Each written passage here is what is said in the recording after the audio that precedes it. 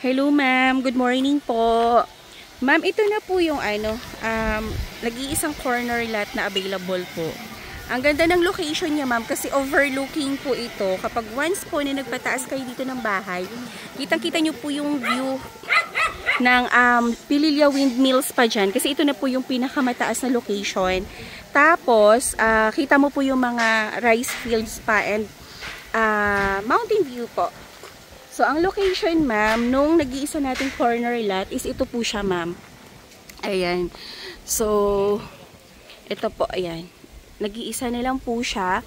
Tapos, ayan, ma'am, aayusin po. Kasi ito po dito, ma'am, ini-start na po nila ng gawa.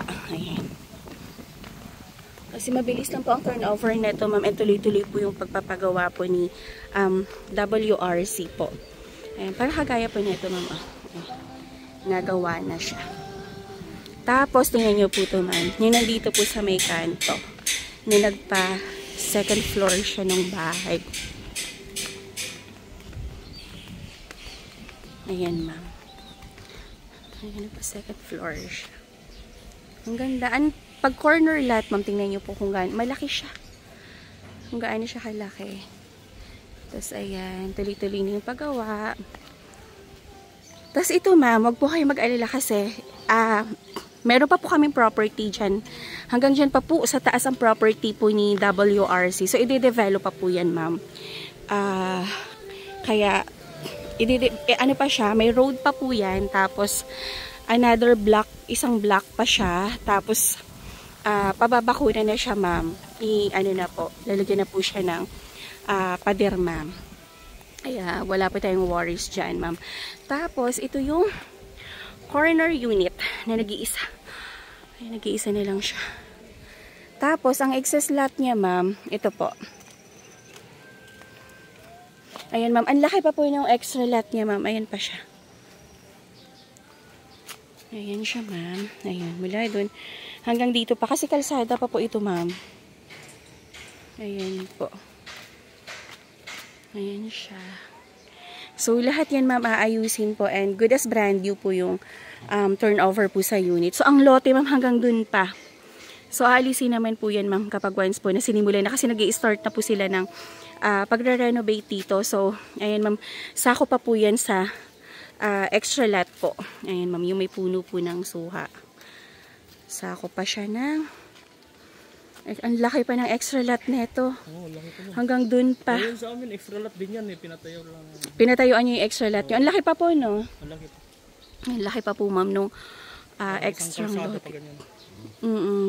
Parang isang bahay pa po, ma'am. Yung extra lot. Oo. Ang ganda po. Ang laki po nung extra na lote, ma'am. Tapos, ang kinaganda dito, ma'am, ang ganda ng location kasi overlooking siya. Tapos, ang lakas po ng hangin dito, ma'am. Ayan.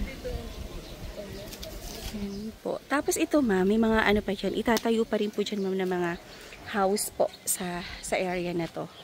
So tuloy-tuloy po yung beautification and development po ni WRC dito sa St. Monique po.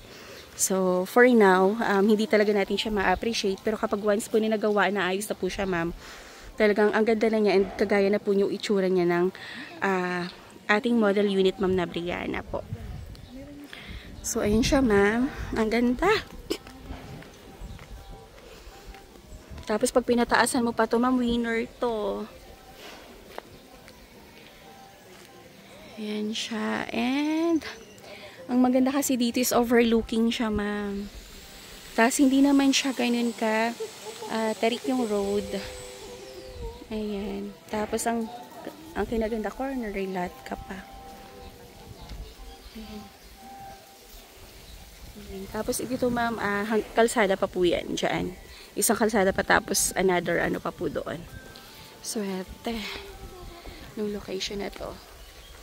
Ayan, may mga puno na ng saging.